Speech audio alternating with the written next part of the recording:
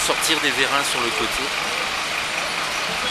on se rend compte que quand les voitures sont garées de l'autre côté, il est quasiment impossible pour le camion de déployer. Il faut que l'échelle soit à plat. Il faut déployer 4 vérins. Donc là, vous voyez, ils sont déployés. Mais il faut un rayon de duration qui soit aussi suffisant pour que l'échelle puisse tourner. Effectivement, pour avoir accès à la rue Pella. Donc on est sur un tronçon très court de voirie. Hein. On se rend compte qu'on a 70 mètres de longueur.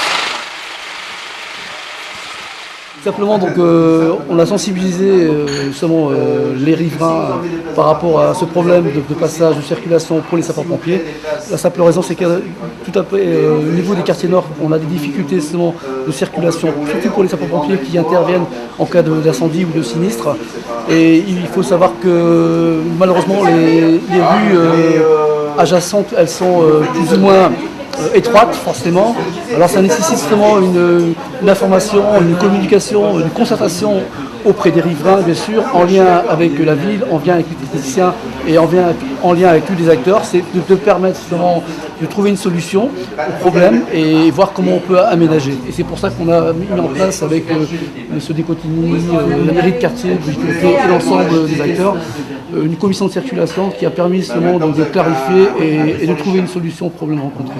Est-ce que vous avez rencontré les habitants? Est-ce qu'aujourd'hui ils vous ont donné leur avis sur les problèmes de stationnement, de circulation dans cette rue? Alors oui, on a rencontré les habitants récemment, il y a 15 jours, on a fait une petite visite de courtoisie, une visite de quartier, pour voir un petit peu aussi le diagnostic en matière circulation, en matière stationnement, sur le cadre de vie au niveau de la propriété urbaine.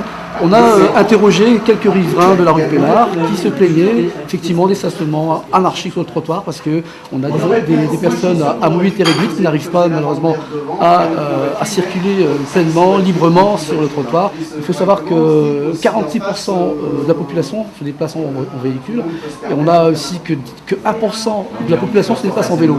Donc il y a beaucoup à faire. On a également aussi 43% de la population se déplace à pied. Forcément, si on fait un peu le calcul, on a un manque d'aménagement au niveau circulation. Et il faudrait aussi innover, projeter par exemple, créer des stations, par exemple, des stations de pistes cyclables par exemple, des stations qui permettra justement d'éviter de rouler en voiture et permettre de circuler librement pour éviter justement les embouteillages. Et Dieu sait que les embouteillages, il y en a beaucoup. Rien que les Nations Unies, on a quand même 32 000 véhicules qui passent chaque jour. C'est des rues aussi assez accidentogènes et forcément ça nécessite justement une attention particulière.